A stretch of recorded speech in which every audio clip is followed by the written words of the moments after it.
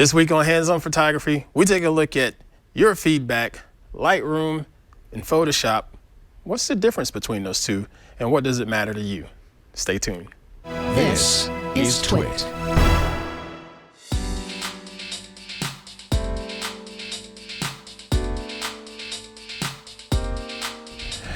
Hey folks, I am Pruitt, and this is Hands On Photography here on TWiT.tv. Thank y'all for hopping in and checking out this week's episode. This has been another fun journey for me as I can sit down and share little tips and tricks to help those folks that are beginning in the world of photography to learn a couple fundamentals and a couple tips and tricks to be able to start taking more compelling and better photos overall. Thank you all again. Now, right now, I'm sure some of you in the live chat are wondering, what the heck is he doing recording right now on a Friday? Focus on Photography and Hands On Photography records on Thursday. Yes, I know that. But today we're recording early for the folks that are watching the live stream because Adobe Max is coming up, and I am going to be attending Adobe Max and covering that for TWiT.tv, as well as doing some other freelance stuff. You know, it's gonna be a lot of fun. So I wanted to go ahead and make sure I could get another Hands On Photography and Focus on Photography done and recorded in the can, so your subscription box does not go lacking because I'm traveling. So if you're subscribed, you should be good to go. If you haven't subscribed, go ahead and do that now, your favorite podcatcher of choice, all right? So let's go ahead and get started with this week's episode. First and foremost, I want to go over a little bit of feedback that I got from you all.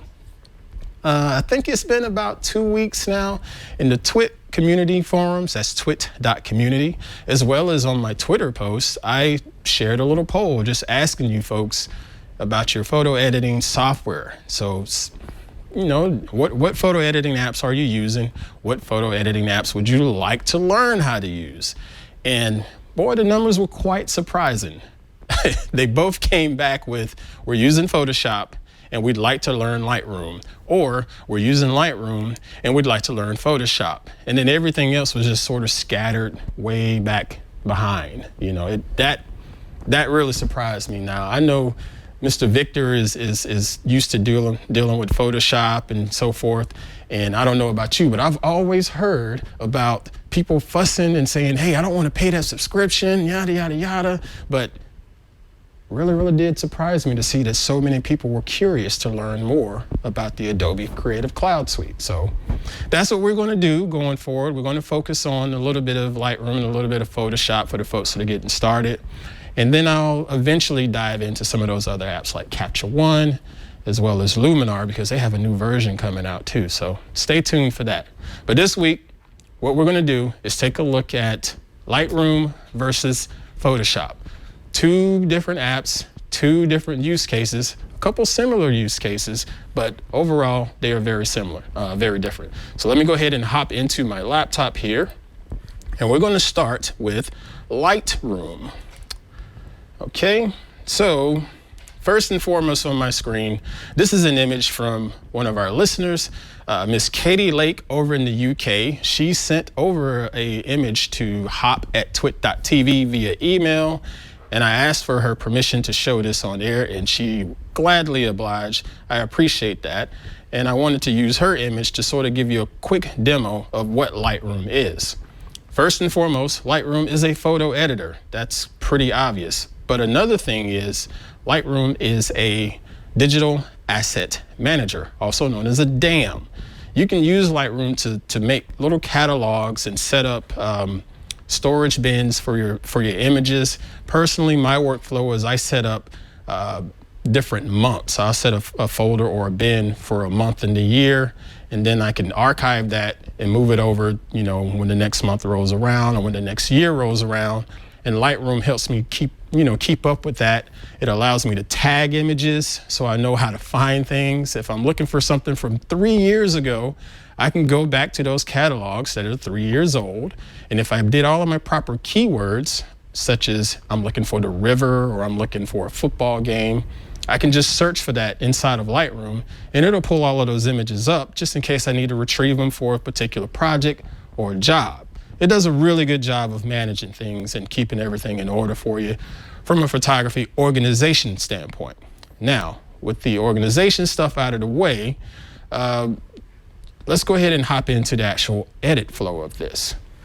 So if you look at Lightroom, on the right-hand side, you have this panel here, and up at the top, you got a couple different options. The main ones you're going to get used to are the library and the develop module. The library is just a view of what you have already imported into your particular catalog at the time. And if you want to zoom in on them just to check something out, for example, you can just hit the loop view here or just press E, and it allows you to take a look at this image up close.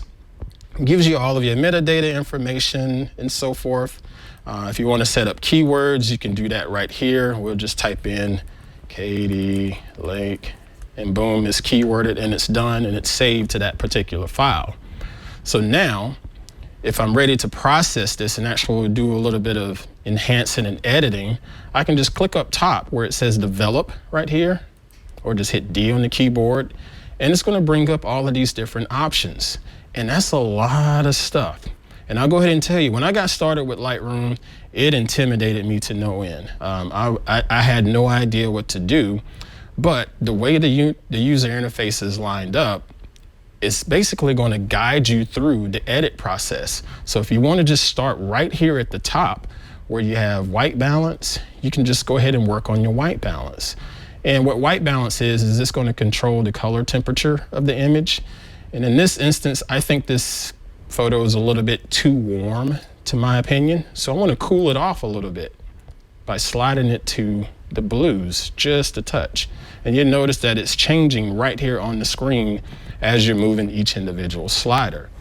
And then when you want to get into your other standard basic editing options, that's what this panel is for. You have your exposure, contrast, highlights, all the standard things that you will find in any photo editor. So folks that are not using Lightroom, you could still watch this video and learn what's going on, because all of your other editors will have these same tools.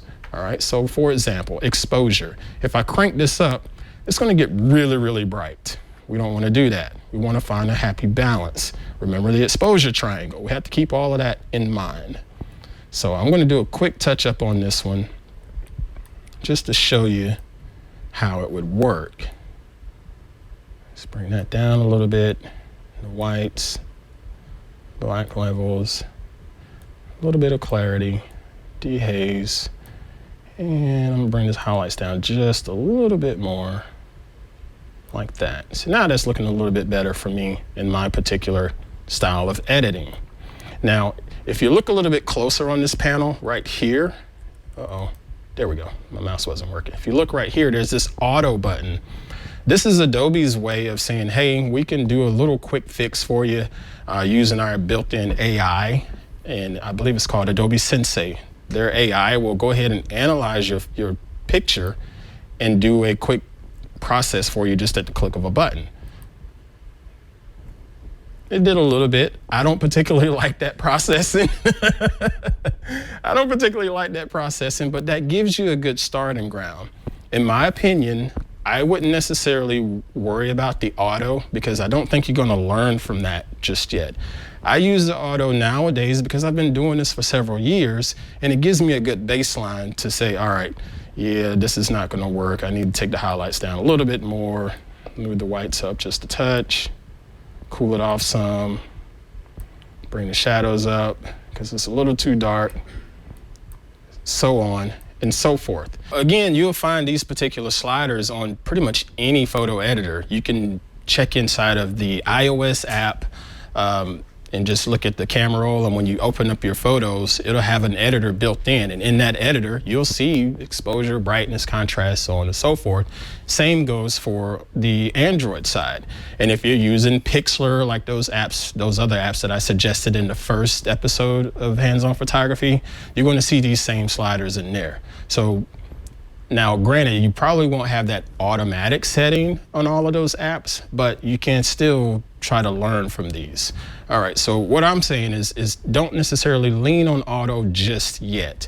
After you've been doing it for a little while and get an understanding of what contrast does and what shadows does and so on and so forth, then you can work into that. But I highly recommend hitting each and every slider on that screen and just sort of watching what happens as you move it. Start by moving it to the extreme. You know, like I said, if you want to hit the exposure and just crank it all the way up to 100, you'll see what happens and you'll learn, you know, hey, I don't necessarily want to do that.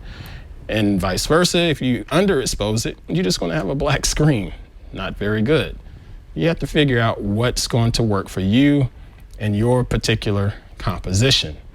And again, continue to work your way down inside of Lightroom and you'll see many more tools that are going to be useful.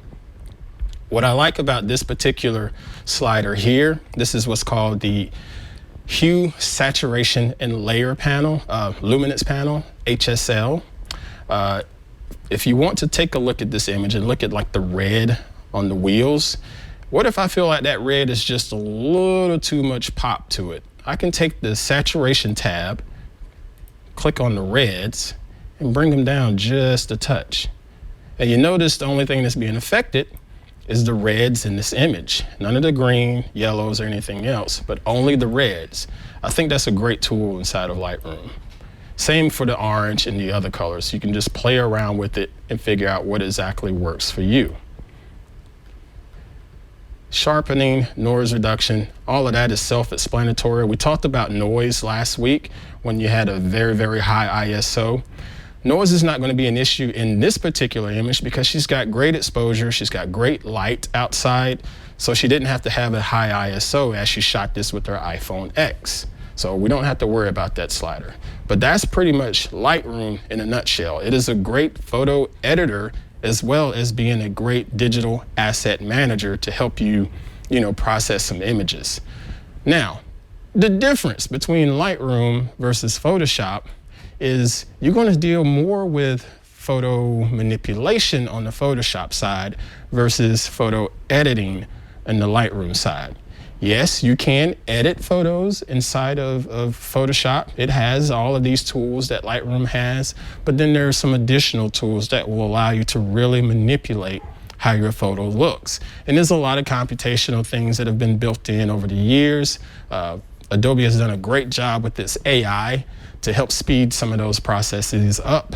But Photoshop is a great tool, but it's a little more advanced. I'm not going to get too crazy in this demo, but I do want to show you, some of the power that you can get inside of Photoshop versus Lightroom, because it's a slight difference. All right, so let's hop back to my computer here.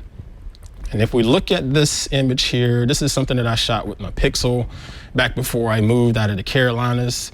That's the river next to my house, and I've already gone through some of the processing and, updating exposure, so on and so forth. But you notice I have several shots like that. And if I felt like it, I said, you know what, I'd like to take these images and stack them all together and make something really neat inside of Photoshop with these. And so what I did is I just highlighted them all, and for whatever processing I did on this first image, I could hit the sync button over here in the bottom right corner, and it's going to synchronize every little slider to the remaining images that I have highlighted in my group. I've already done that, so I'm not going to do that again, so I'll just cancel. In addition to that, I can now just right click and say edit in, either just edit in Photoshop, but even better, I can take it into Photoshop as layers. I've already done this process just to speed it up a little bit. So we're going to hop on over into Photoshop, and you'll see I now have all of those images from Lightroom as a layer, as separate layers, I should say. Now with this scene, my thought process was I want to give the water sort of a silky smooth look. And if I wanted to, I could grab one of these tools on the left-hand side and do some blurring and things of that nature. But why not just allow Photoshop to do a lot of that work for me with just a couple clicks of a menu option here. So what I have over here is a couple shortcuts that I've created earlier. So I'll just click on that. And Photoshop is going to run through all of these steps that I would normally do manually just by hitting play. So we're going to hit play, and it's going to think. It's aligning the images. And my computer's yelling at me because I tried to interrupt it, sorry. This shouldn't take but a few seconds, but I want you to see how it's going through all of these different steps here. And the main idea that I want to do is to merge all of these layers together to be one. And then I'm going to do a little bit of magic to smooth out that water and give it a little bit of a silky look. I'm sure Mr. Victor will just hit fast forward and post. No, this is good. Well, normally it's a lot, there it goes. I'm gonna say normally it's a lot faster than that. All right, last step. There, it's done. So now you notice the water has this whole silky look to it. This is what it looked like before. And now the water has a whole little silky, smooth look to it to show some motion blur. But now, so that's one way to totally manipulate that image inside of Photoshop, but I'm still not done. This thing still needs a little bit of work. If we compare it to the first one, take a look at the trees. We have nice little foliage up here and nice detail from the Pixels camera. Great camera on that phone. But if I look at what Photoshop did to it, it smoothed it all out. I just wanted to smooth out this water. I want my trees to be nice and crispy. And in Photoshop, there's a way of doing this with a tool called Layer Mask. So I'm just gonna add a little layer mask. I won't get into all the details of that just yet. Just wanna show you how well it works. So all I'll do is just brush that detail back in like so. Move this menu out of the way. So I get all my tree detail back. Brush is a little too big.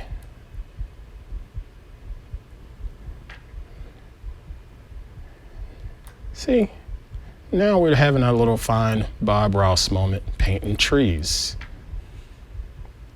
That was for you, Mr. Laporte.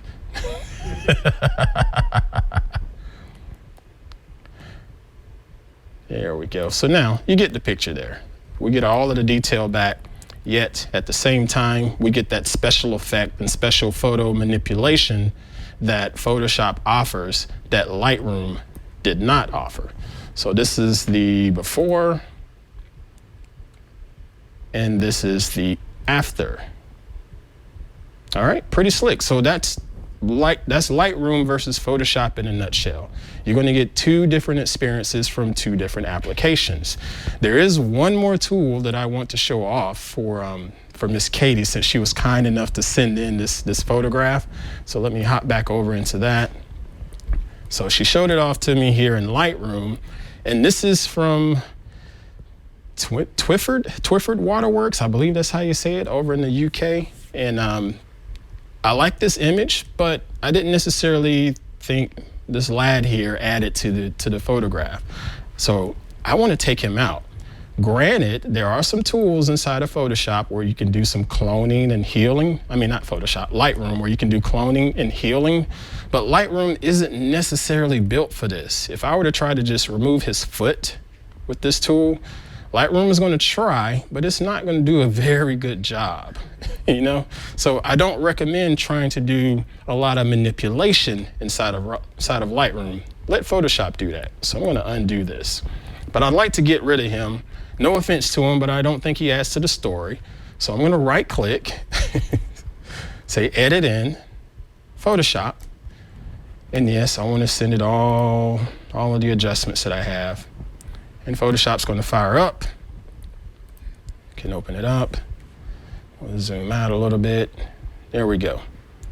Now, what I can do is just grab my little lasso tool and just make a circle around him, like so,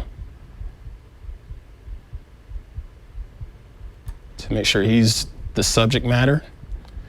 And then we'll go over to the Edit menu, Content Aware Fill, And we're gonna get rid of him in this image. If you see right here on the right-hand side, it's already trying to figure out what it's supposed to look like. And I can fine tune that just a touch. There we go.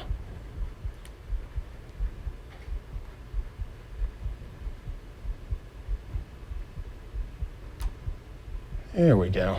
See, now it's looking a little more natural. And this is all just the AI doing most of the work there.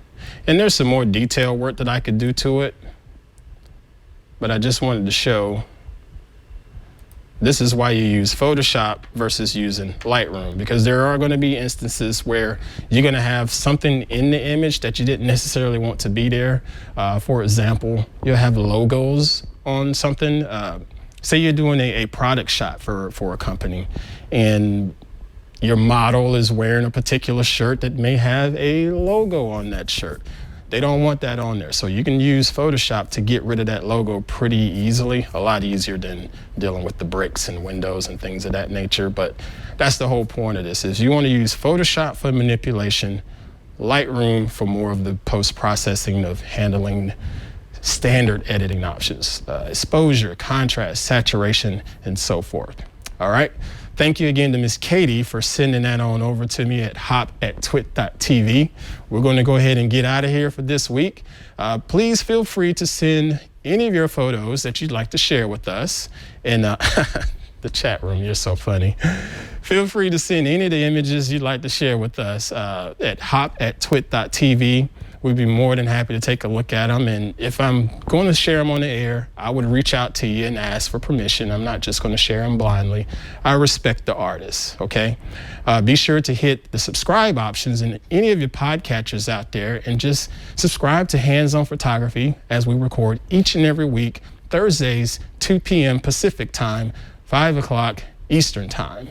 See, I learned something. I still don't know UTC yet. Maybe that'll be next time. Also, feel free to hop on in to twit.community and join our online forums as we sit in there and just chit chat about random things. It could be tech related, photo related, just general day-to-day life stuff. Or you can go in there and see what Mr. Leo Laporte is sharing while he's on vacation. He and Miss Laporte are taking some outstanding photos in there. So hop on over to twit.community and check that out. Be sure to follow me over on Instagram. I am ant_Pruitt. And also follow TWiT on Instagram. That is twit.tv on Instagram. And you'll catch a lot of behind the scenes stuff that you probably wouldn't even see here live in the live stream. So check it out. It's pretty fun. All right, folks. Thanks again for watching. I will catch you all after I get back from Adobe Max. Take care now. See ya.